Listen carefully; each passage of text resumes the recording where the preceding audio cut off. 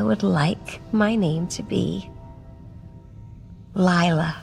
Welcome to WatchMojo, and today we're counting down our picks for the top 10 hidden details in Guardians of the Galaxy Volume 3. I assume you're the captain, sir? You're very perceptive. For this list, we're looking at Easter eggs, sneaky references, and other ties to the MCU that you might have missed in this trilogy's swan song. Beware of few inevitable spoilers. Did you catch any cool details in Volume 3? Let us know in the comments. Number 10. Exchanging arms. We got a whole box of hands if that one don't work out. It is fine. As if Nebula's hands weren't deadly enough already. Her left arm gets an upgrade, shape-shifting into new tools of destruction. Nebula mentions in passing that the arm came courtesy of Rocket, who was likely returning the favor after she got him a nifty Christmas present. In the Guardians of the Galaxy Holiday Special, Nebula gifts Bucky's vibranium arm to Rocket, who expressed interest in the prosthetic during the Battle of Wakanda. Okay, how much for the arm? Oh, I'll get that arm. While we never see Nebula acquire the arm on screen, James Gunn tweeted, quote, "She took a trip to Earth and tore it off his body because she was feeling so Christmassy." When they're reunited in Endgame, the first thing Rocket does is hold Nebula's hand. So this arm exchange brings their friendship full circle. Bucky's arm? Merry Christmas. Number 9. Comic costumes. Behold, your guardians of the galaxy. What fruit have they wrought? Over the years, the Guardians evolved from a dysfunctional group of strangers to a dysfunctional team. Being a team, it was about high time they settled on an official uniform design. The red and blue costumes resemble the same suits that Star-Lord's team wore in the comics from 2008 to 2014. The first Guardians film drastically shook up the looks of several characters, with the matching uniforms being traded for costumes that better capture each member's personality. This, in turn, inspired how the characters were designed in animated shows, games, and even comics. While the Warlord outfit is unlockable in the 2021 game, Volume 3 marks a true comeback for the classic uniform. Way to wrap things up by going back to the beginning. What should we do next? Something good? Something bad? Bit of both? Number 8. Star-Lord's Skeletor line. It wouldn't be a Guardians movie without a few 80s references. He owned a magic boat. David Hasselhoff? Right. Not a magic boat, a talking car. Going through Peter's belongings, Gamora stumbles across his Garbage Pail Kids and Alf trading cards. Star-Lord also name-drops Patrick Swayze, the decade's greatest cinematic dancer other than maybe Kevin Bacon. However, the most prominent reference comes when Peter tells off the High Evolutionary, comparing his appearance to RoboCop and Skeletor.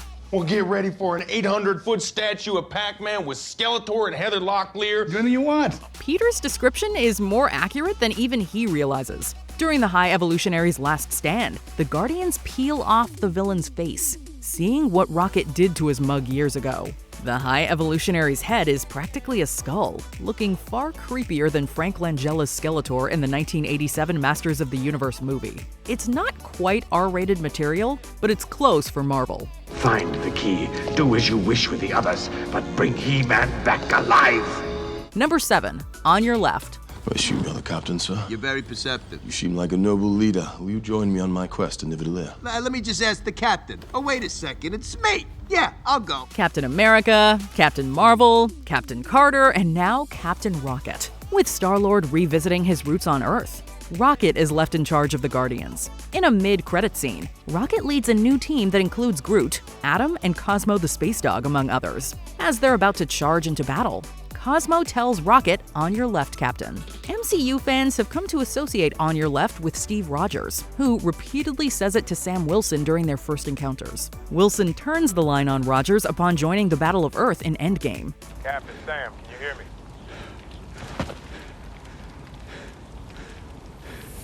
On your left. Now, Cosmo delivers another variation on the line, which has had far more staying power than anyone likely expected when we first heard it almost 10 years ago. Don't say it. Don't you say it. Left. Come on! Number 6. Little Rocket steals batteries. Well, I didn't ask to get made. I didn't ask to be torn apart and put back together over and over and turned into some The little monster! We knew Rocket's backstory was grim, but we didn't expect it to have echoes of the Holocaust. Not only is he locked away and tortured, but Rocket receives a haunting tattoo from the High Evolutionary. In a flashback, a young Rocket is seen conversing with his cruel captor. The High Evolutionary leads Rocket into another room, but before leaving, Rocket snatches a battery that was left out in the open. It wouldn't be the last time that Rocket stole a power source. In Volume 2, Rocket takes the Sovereign's batteries, igniting one of that film's biggest conflicts. We've got a Sovereign fleet approaching from the rear. Why would they do that? Probably because Rocket stole some of their batteries. Dude! It turns out that Rocket always had sticky fingers. We guess old habits die hard. Quite literally in Rocket's case, since he's almost died over batteries. Even though we yelled at him, I was always mean.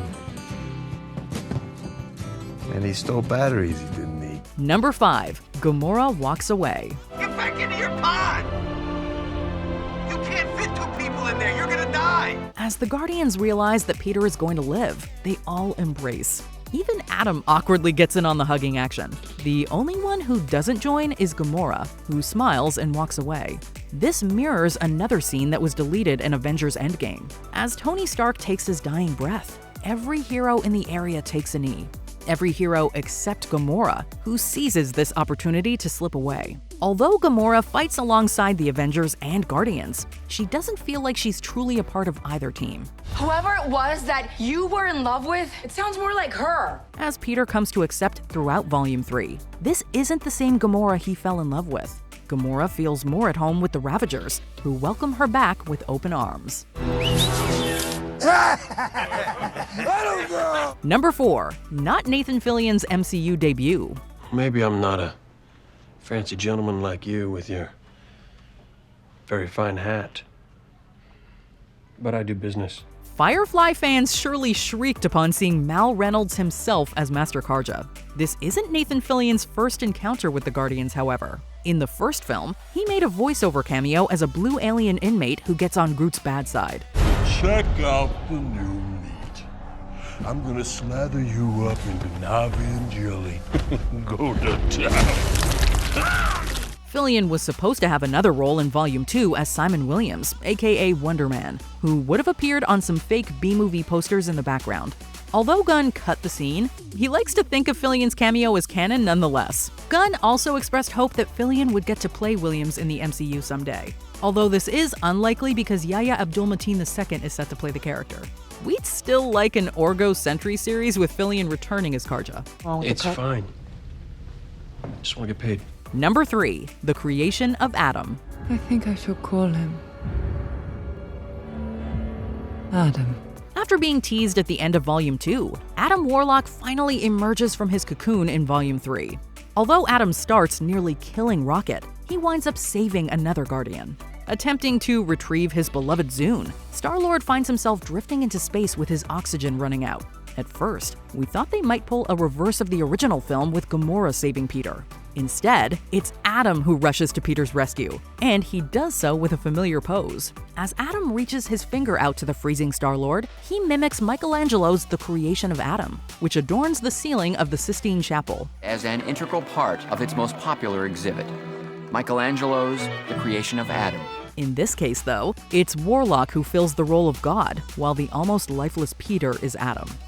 Number 2. Why LYLLA'S voice sounds familiar. I would like my name to be Lila.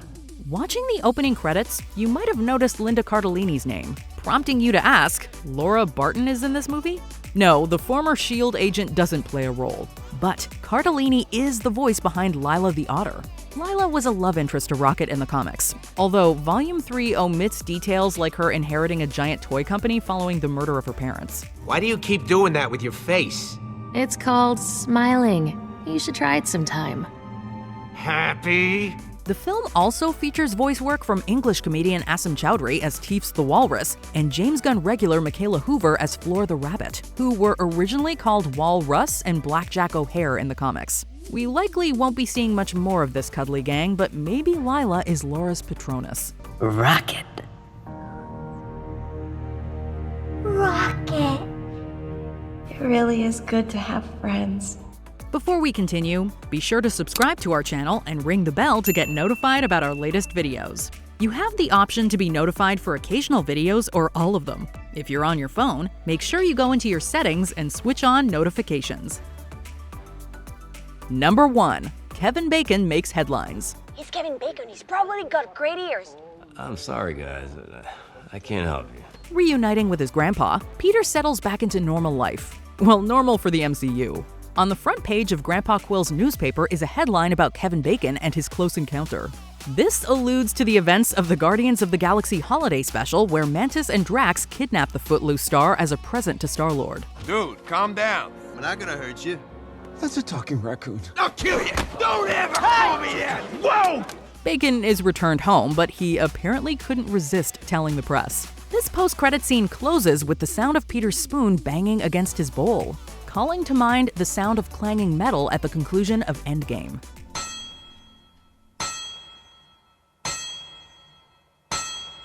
Whereas that signified the end of Tony's journey, the closing text suggests we may see more of Star-Lord. The verdict is still out on Bacon, though. Why would you go to the trouble of going all the way to Earth to abduct Kevin Bacon? Did you enjoy this video? Check out these other clips from WatchMojo, and be sure to subscribe and ring the bell to be notified about our latest videos.